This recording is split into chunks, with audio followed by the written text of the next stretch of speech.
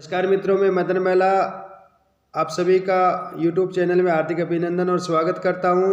4 मार्च 2021 को श्रीमान आयुक्त महोदय द्वारा जारी परिपत्र के संदर्भ में आज हम एमनेस्टी स्कीम को लेके चर्चा करेंगे। इस वीडियो के पार्ट फर्स्ट में हम बिंदु 1 से लेके 12 तक विस्तृत रूप से चर्चा कर चुके हैं। विलिंगनेस कन्वे की चर्चा हम कर चुके हैं, डाटा एंट्री को लेकर चर्चा कर चुके हैं और किस प्रकार से व्यापारी जो है वो एमनेस्टी स्कीम में आवेदन करेगा, किस प्रकार से टैक्स असिस्टेंट इसमें डाटा की एंट्री करेगा और किस प्रकार से असेसिंग अथॉरिटी है जो उसे डाटा को अप्रूव करेगा, AS1 को सबमिट करेगा। इसके बारे में हम पार्ट फर्स्ट में चर्चा कर चुके हैं। पार्ट सेकंड में आज हम चर्चा करने जा रहे हैं नोटिफिकेशन के बिंदु संख्या 13 से लेकर 30 तक।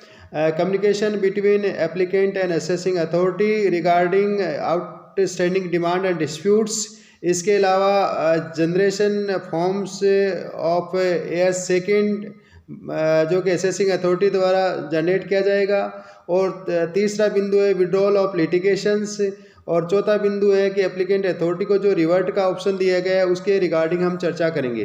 बिंदु संख्या 13 के अंदर जो ही असेसिंग अथॉरिटी AS1 की टास्क को सबमिशन करेगा तो ही वहाँ पे एप्लीकेंट के लिए वो विजिबल होगी, एप्लीकेंट के लिए वो अवेलेबल होगी।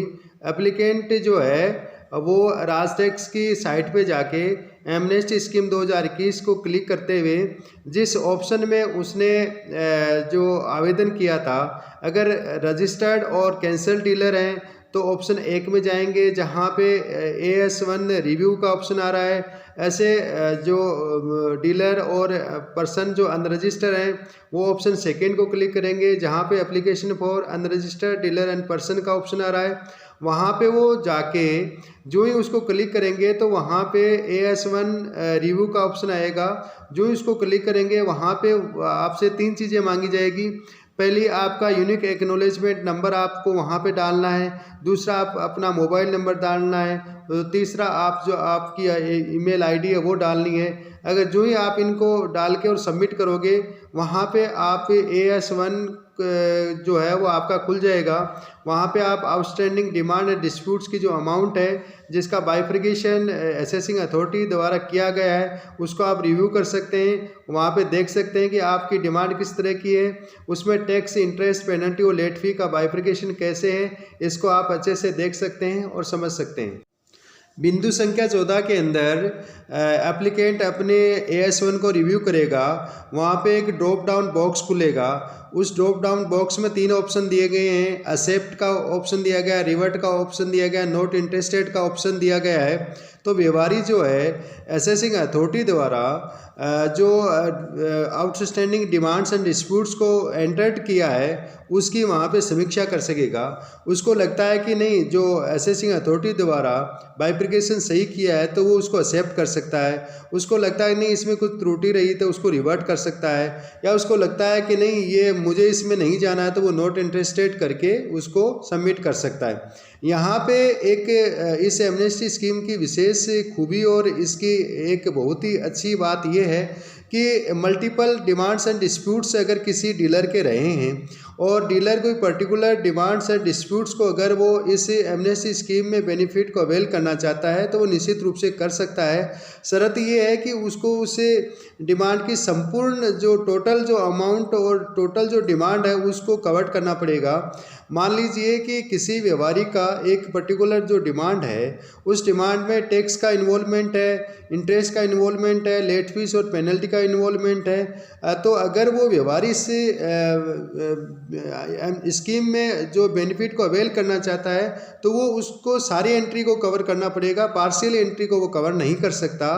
कहने का तात्पर्य ये है कि उसे लगता है कि एमनेस्टी स्कीम में interest, penalty, late fee waive हो रहे हैं तो मैं सिर्फ यही वेव करवा लूँ और मेरा जो टैक्स है वो यूं ही रहे, ऐसा नहीं है। आपको जो टैक्स का जितना फेज के अनुसार जितना अमाउंट जमा कराना है वो भी जमा कराना पड़ेगा और उसके बाद में जो आप है पेनल्टी, इंटरेस्ट और लेट फीस की जो बेनिफिट है वो आप ले सकते हैं।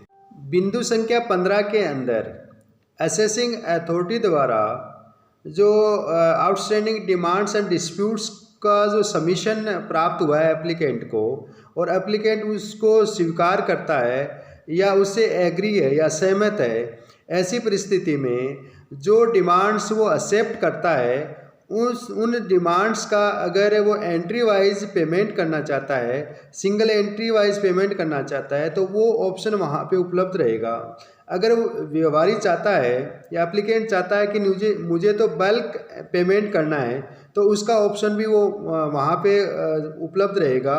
वहाँ पे उस ऑप्शन को क्लिक करके एक बल्क पेमेंट का चालान बना के उसकी जो आउटस्टैंडिंग डिमांड्स और डिस्प्यूट्स है उनमें जो एमनेस्टी स्कीम के अंतर्गत लाभ के पश्चात जो जमा कराने वाली अमाउंट है वो उसका वो चालान बना के उसको जमा करवा सकता है। बिंदु संख्या 16 के अंतर्गत किसी एप्लीकेंट द्वारा ऑलरेडी ई ग्रास पोर्टल पे पेमेंट किया जा चुका है। ऐसी परिस्थिति में जब एप्लीकेंट AS1 को खोलेगा तो वहाँ पे GRN पेमेंट्स चालान एंट्री का ऑप्शन रहेगा। वहाँ पे वो GRN से संबंधित डिटेल वहाँ पे एंटर कर सकता है। पर इसमें जो कहा गया है कि only the GRN of payments made on और after 24 February 21 shall be accepted।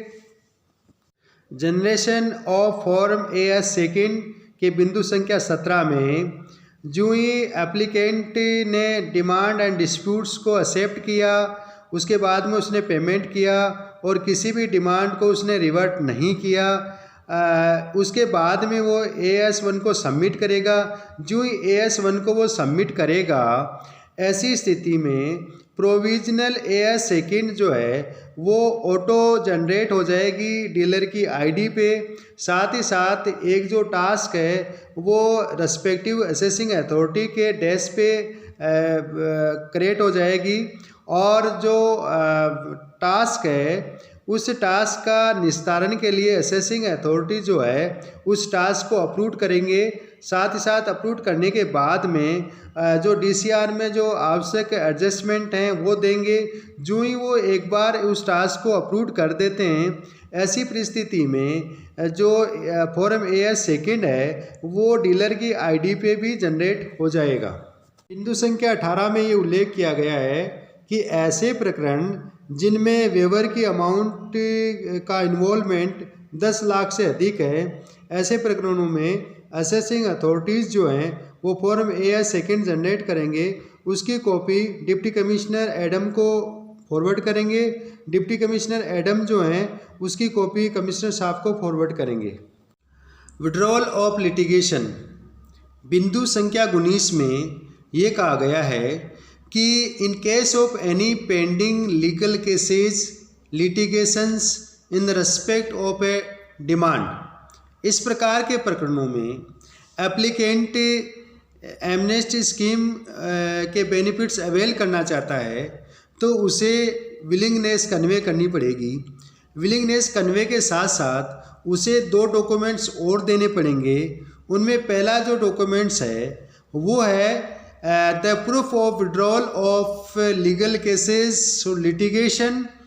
Second जो प्रूफ है वो है कि उस प्रकरण में उसको जमा की जाने वाली जो राशि है उसका पेमेंट का जो डॉक्यूमेंट्स है वो अपलोड करेगा। अगर ये 2 उसकी आवश्यक जो डॉक्यूमेंट्स है वो एप्लीकेंट अपलोड करने में सफल होता है, उसके बाद में असेसिंग अथॉरिटी द्वारा उन डॉक्यूमेंट्स को जो कि एप्लीकेंट द्वारा अपलोड किए गए हैं उनको वेरीफाई करेगा। अगर वेरीफाई सक्सेसफुली हो जाता है तो फिर उसके टास्क को असेसिंग अथॉरिटी अप्रूव करेगा। इस प्रकार के प्रकरणों में असेसिंग अथॉरिटी को कुछ ध्यान देने वाली चीज़ें ये हैं कि इस प्रकार के जो लिटिगेशन के केसेज हैं उनमें आउटस्टैंडिंग डिमांड DCR में आपको नहीं मिलेगी। ऐसे प्रकरणों में हम पहले के वीडियो में भी चर्चा कर चुके हैं कि आपको जो उनका जो जिस ईयर से संबंधित जो डिमांड है उसका असेसमेंट देखना पड़ेगा। उस असेसमेंट से या फिर जो अंतिम नोटिस है उससे हमें उसकी डिमांड का मालूम चलेगा। उस डिमांड से हम उसे द्वारा जो अपलोड किए गए डॉक्यूमेंट्स हैं उनको वेरीफाई करेंगे और हमें लगता है कि वो डॉक्यूमेंट्स जो हैं उनका वेरिफिकेशन सही हो जाता है और होने के बाद में ही हमें इस प्रकार के प्रकरणों में आगे की कार्रवाई करनी है। बिंदु संख्या 20 में ये कहा गया है कि एप्लीकेंट द्वारा एमनेस्टी स्कीम का लाभ लेने के लिए जो लिटिगेशन में केस थे उनके जो डॉक्यूमेंट्स उन्होंने अपलोड किए हैं उनमें अगर असेसिंग अथॉरिटी को प्रूफ ऑफ विड्रॉवल प्रॉपर नहीं मिलता है, इस प्रकार के प्रकरणों में असेसिंग अथॉरिटी जो है वो जो एप्लीकेंट है उसको हियरिंग की अपॉर्चुनिटी दे सकता है। इस प्रकार के प्रकरणों में जो असेसिंग अथॉरिटी है उसके डेस्क के ऊपर एक इंटीमेशन फॉर हियरिंग का बटन वहाँ शो होगा। उस बटन को जो ही वो क्लिक करेंगे उसके बाद में यदि एप्लीकेंट जो है वो हियरिंग में आता है और उसके द्वारा जो भी डॉक्यूमेंट्स या जो भी स्टेटमेंट वो देता है उन स्टेटमेंट्स और डॉक्यूमेंट से असेसिंग अथॉरिटी जो है वो एग्री है, इस प्रकार के मामलों में फिर जो असेसिंग अथॉरिटी जो है उसकी टास्क को अप्रूव करेगा और जो ही उसकी टास्क को वो अप्रूव करेगा तब एएस सेकेंड फॉर्म जो है वो ऑटोमेटिकली जनरेट हो जाएगा। और इस प्रकार के केसेज में अगर असेसिंग अथॉरिटी उस द्वारा दिए गए सबमिशन और डॉक्यूमेंट्स के प्रूफ से अगर हियरिंग के बाद में अगर वो संतुष्ट नहीं है, एग्री नहीं है, ऐसे मामलों में फिर वो असेसिंग अथॉरिटी जो है इस प्रकार के टास्क को रिजेक्ट भी कर सकता है। बिंदु संख्या 21 में ये कहा गया है कि एप्लीकेंट द्वारा एमनेस्टी स्कीम 2021 की टेबल ए के एक्सप्लेनेशन 9 और क्लॉज 4 के अनुसार अगर एप्लीकेंट जो शर्तें हैं वो मानता है तब असेसिंग अथॉरिटी जो है वो केस को विड्रॉ करेगा। बिंदु संख्या 22 पर चर्चा करेंगे।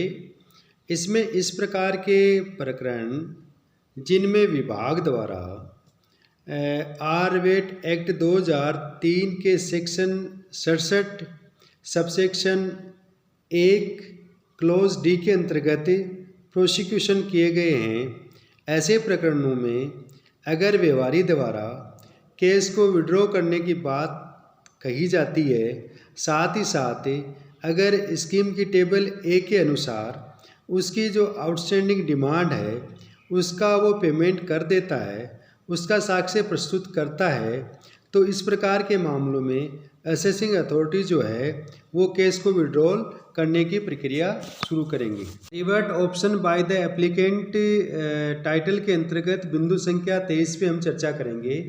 इसमें ये कहा गया है कि अगर कोई एप्लीकेंट डिमांड्स जो है या डिस्प्यूटेड अमाउंट है या नेट पेबल अमाउंट जो है जो असेसिंग अथॉरिटी द्वारा कम्युनिकेट की गई है, ऐसी डिमांड को वो स्वीकार नहीं करता है, उससे सहमत नहीं है, तो ऐसे मामलों में जो ड्रॉप डाउन बॉक्स है उसमें एक रिवर्ट का ऑप्शन आता है। उस रिवर्ट के ऑप्शन को वो सिलेक्ट कर सकता है और इस प्रकार के मामलों में वो अप्रोप्रिएट जो रीज़न है उसके वो रिमार्क्स कॉलम में डाल सकता है। इस प्रकार के मामले से संबंधित अगर उसके पास कोई सपोर्टिंग डॉक्यूमेंट्स हैं वो अपलोड कर सकता है अगर उसके पास कोई हो, और इस प्रकार की जो भी डिमांड्स और जो हैं वो AS1 में अपलोड होंगी। हम बिंदु संख्या 24 पे चर्चा करेंगे।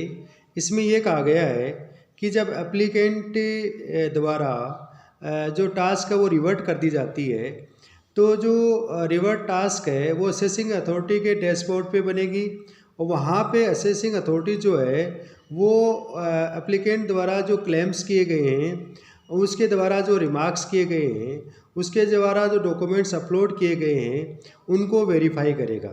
और अगर असेसिंग अथॉरिटी उसको जांच करता है, डिटेल को देखता है और उसके बाद में उसके ऊपर वो उचित निर्णय लेगा। इस प्रकार के मामलों में असेसिंग अथॉरिटी जो है वो डिटेल को अमेंड भी कर सकता है, अगर ज़रूरत वो समझे, और उसके बाद में वो टास्क को सबमिट करेगा।